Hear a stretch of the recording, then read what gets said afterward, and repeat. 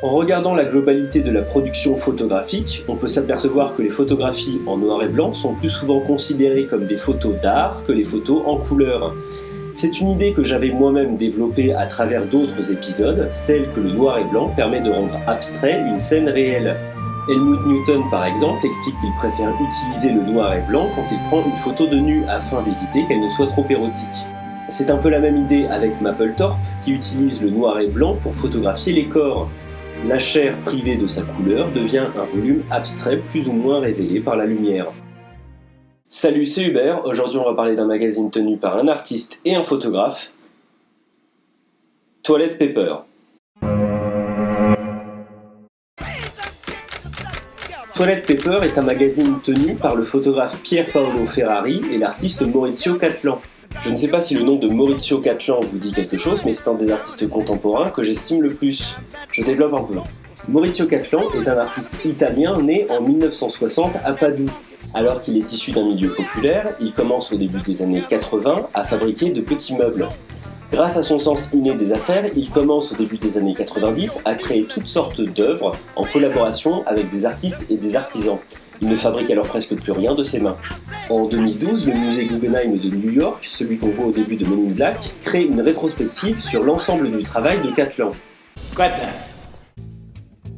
Revenons un peu sur son œuvre. En 1996, il suspend un cheval empaillé à un plafond du château de Rivoli, désacralisant ainsi la figure noble du cheval. En 1998, il déguise un acteur en mascotte à l'image de Picasso. Il dénonce ainsi l'engouement aveugle qu'il peut y avoir autour de ce peintre. En 1999, il crée une effigie grandeur nature du pape Jean-Paul II, alors encore vivant, terrassé par une météorite. La même année, le collectionneur qui possédait cette œuvre l'a vendue. En signe de protestation, Maurizio Cattelan a scotché son galeriste au mur. En 2001, il crée une sculpture hyper réaliste de Hitler à genoux, implorant votre pardon. En 2007, il accroche des bras faisant le salut nazi au mur comme des trophées. La thématique du trophée revient souvent dans son œuvre. En 2010, il installe une main géante en marbre à laquelle il manque tous les doigts sauf le majeur, adressant un énorme fuck à la bourse de Milan en face de laquelle la sculpture est installée.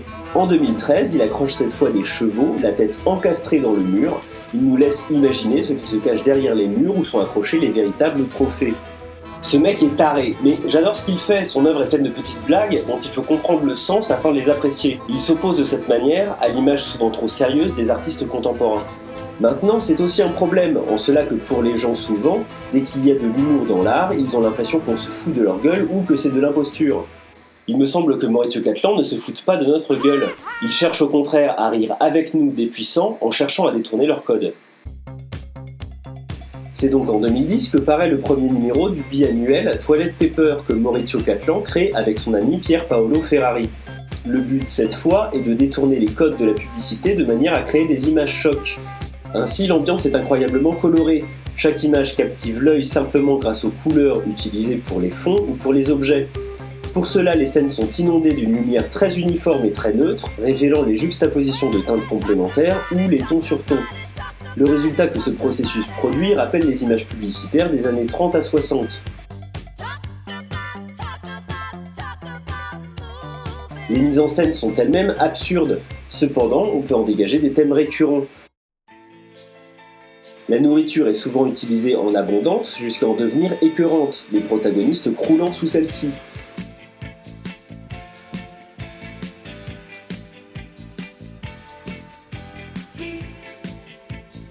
De manière générale, l'idée de l'accumulation d'un même objet revient régulièrement.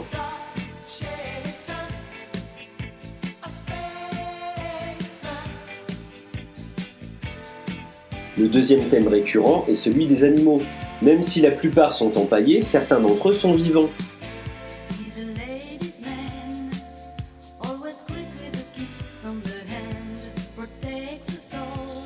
Leur présence donne souvent un caractère onirique à l'univers.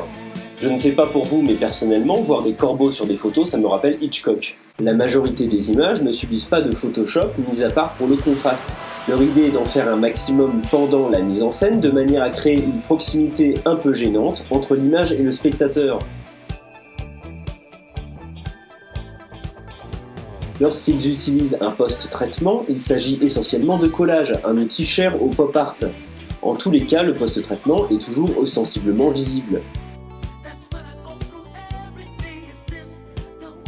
On peut dire que leur travail avec cet aspect fait à la maison rappelle parfois l'esthétique des films de série Z.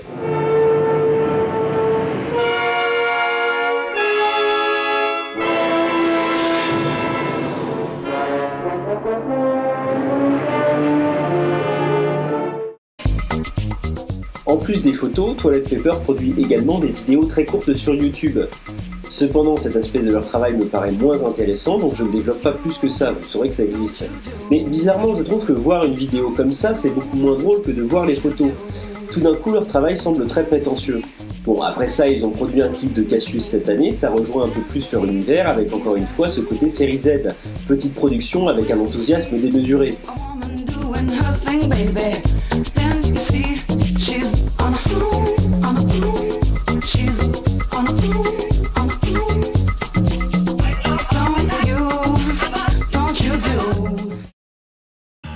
Ce qui est un peu étrange en plus de ça avec Toilet Paper, c'est qu'ils ont pour ligne de conduite de critiquer la publicité. Pourtant, ils se sont associés à Kenzo en 2014 pour leur produire leur campagne de communication. Ça me semble toujours un petit peu étrange lorsque la critique du système devient une partie intégrante au système. Je trouve que c'est un problème par rapport à ce qu'ils revendiquent. Mais à un moment donné, soit on prend leur travail comme quelque chose qui se prend très au sérieux et qui pense avoir plus de signification qu'il n'en a vraiment, soit on admet que c'est une énorme blague.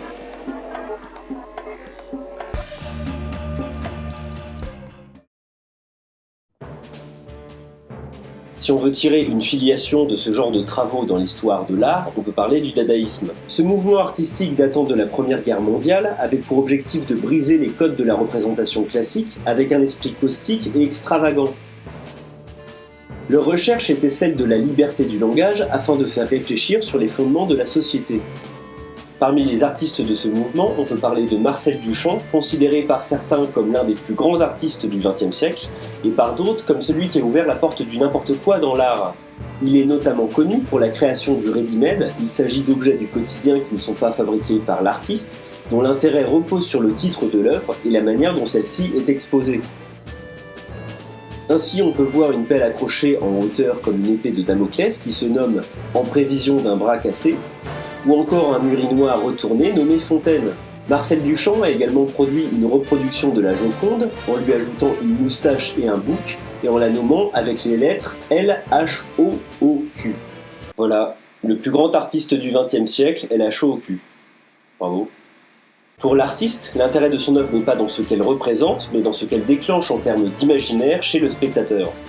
Si c'est un porte-bouteille, je n'écris pas porte-bouteille, vous pouvez être tranquille. En ce sens, c'est bien là où nous amènent les photographies de Toilet Paper. En plus du jeu sur les codes de la publicité, les photographies nous projettent dans des situations oniriques ou absurdes. C'est en grande partie la mise en scène qui joue avec des situations quotidiennes parmi lesquelles un élément dysfonctionne. On est alors dans le registre de l'étrange. Mais c'est aussi grâce aux couleurs explosives qui sont à la fois psychédéliques et rassurantes, puisqu'elles attestent que ce que nous voyons est bel et bien une mise en scène.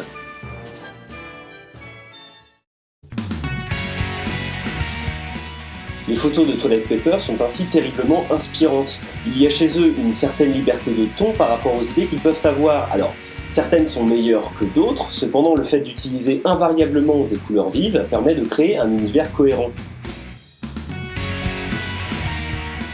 Et ces photos colorées sont pour moi aussi abstraites que celles de Newton ou Mapplethorpe en noir et blanc. Voilà, merci beaucoup d'avoir regardé cette vidéo, j'espère qu'elle vous a plu. Si c'est le cas, n'hésitez pas à la partager ou en parler autour de vous. À bientôt.